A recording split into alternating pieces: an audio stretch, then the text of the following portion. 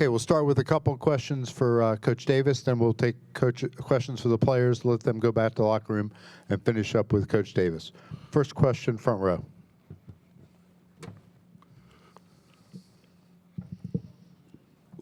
Yeah, Hubert. Obviously, Jalen Withers has the 7 threes, and we've talked a lot about him, being able to space the floor as of late. But I guess for him to hit those, especially those 3 early ones, how much did that kind of open things up for you guys?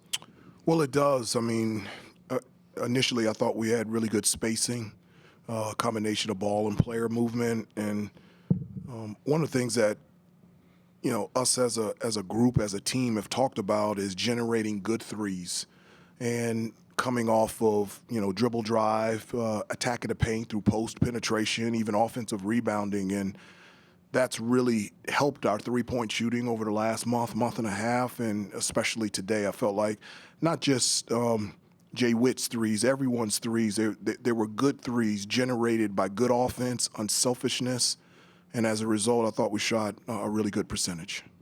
Reminder to identify yourself and your affiliation. One more question for Coach Davis. Ian Scher, Niner Times. Coach, a lot of the media has you guys on the bubble and not making the tournament. What is your pitch after the win for why you guys should be in the tournament? The pitch is we are focused. We're very fortunate to be successful against a really good Notre Dame team that was a one-point game earlier in the year in South Bend. Our eyes and our preparation is on what is real, and what is real is our preparation in regards to our play tomorrow against a very good Wake Forest team. Okay, questions now for the 2 players.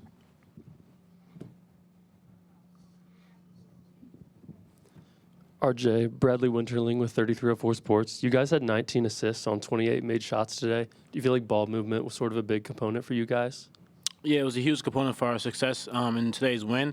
I think we did a good job of kind of just like Coach Davis said, penetrating and finding open guys, and that's how we were able to shoot a good percentage from 3. And when you have that type of basketball, especially like in the first half, when we had the example of there was like a closeout drive, we hit Jay Witt hits Seth, and Seth hits me, and I hit Vin. Like that type of ball movement is winning basketball. So, and at the same time, we're having fun with this. So, when we have 19 assists and as a team, I mean that's huge. So we're gonna continue to share the ball and move forward to tomorrow.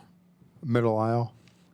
Bob Holliday, WRL.com. Ven-Allen, you had an all-around game today with offensive rebounds, assists, stuffs, jump shots. Tomorrow you go against a Wake Forest team that is a little bit bigger in the interior. Talk about the challenge of going against Efton Reed and his mates. Yeah, with his size and just athleticism, I think it will be very challenging for me to, get some shots around the rim. I just know that, my teammates are going to continue to find me and just trust me in those areas in our offense, and, just to continue to build confidence and just knowing I can score around the rim. Back of the room. Michael Coe, WCHL, chapelboro.com. For both RJ and Vin, this will be the first time that you guys have played back-to-backs since Maui. What differences are there in the recovery process versus based on a normal schedule? Yeah, I mean, it's a quick turnaround, so, we'll get out of here after we finish interviews, get something to eat, and then recover because we play tomorrow, and we got to make sure our bodies are healthy and, full of energy. So, but I think that's the great thing about a tournament, just have these quick turnarounds and be able to play the next game, so, yeah. Ben. Yeah, like RJ said, just it's a quick turnaround, just to really prep our bodies for a good game against a good team tomorrow. So it's really just trying to fuel ourselves with the right food and just the right rest for tonight and just to get us ready for tomorrow. Back of the room. RJ, Brian Murphy, WRAL. You've been in a lot of different situations coming into this tournament, being a number 1 seed, being on the bubble, knowing you're going to the tournament. What have you tell your teammates before this event about what you guys need to accomplish and what it's like to play in this event? Just have the one game at a time approach. And that's the mentality we have to have. You can't look too, far ahead into quarterfinals and semifinals. You really just got to take it one game at a time. And I think we're doing a good job of kind of just staying in the present moment with that, right? So obviously you hear the noise, you hear, being the bubble team and me experiencing, being the number 1 seed and not making the tournament. It's really just about staying present and understanding that anything's possible in this March. So and enjoy it at the same time. I think sometimes we could get caught up in the negative comments and negative opinions.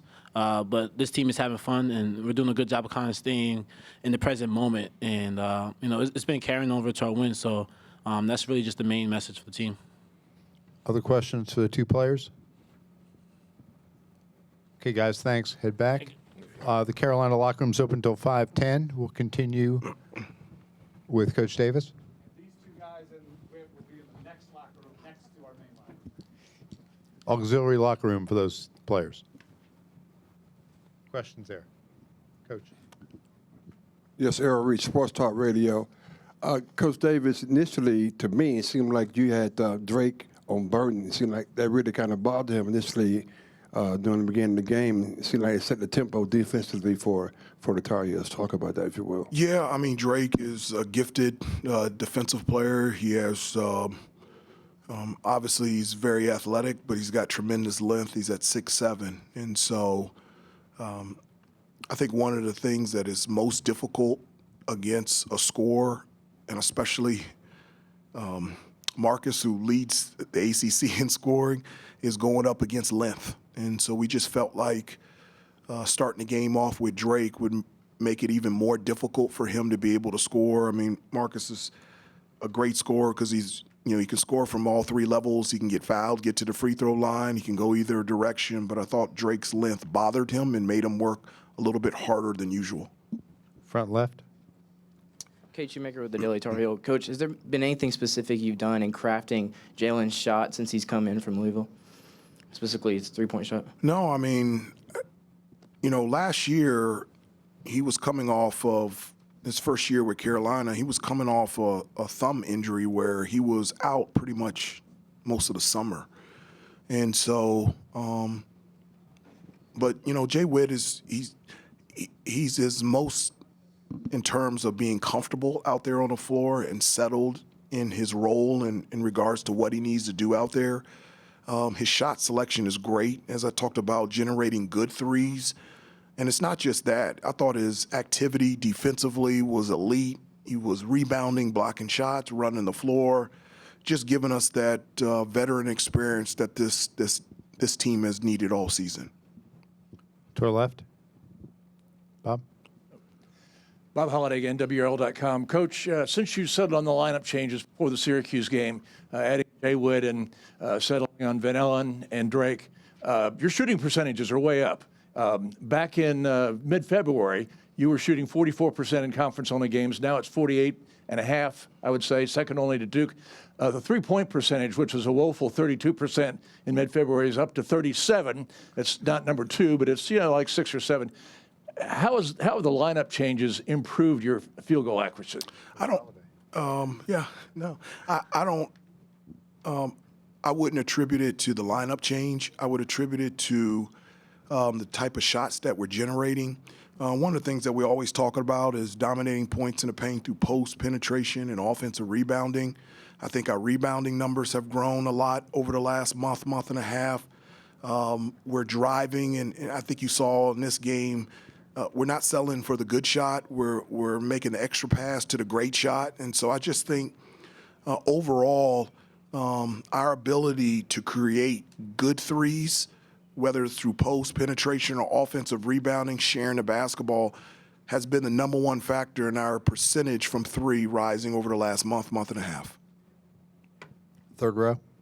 Yeah, Aiden Stepanski with the Daily Orange. Elliott had 10 assists today. How important is his facilitating to kind of unlocking how great your offense can be at this time of the year? No, it's huge. I mean, Elliott he's gifted in regards to being able to find open teammates.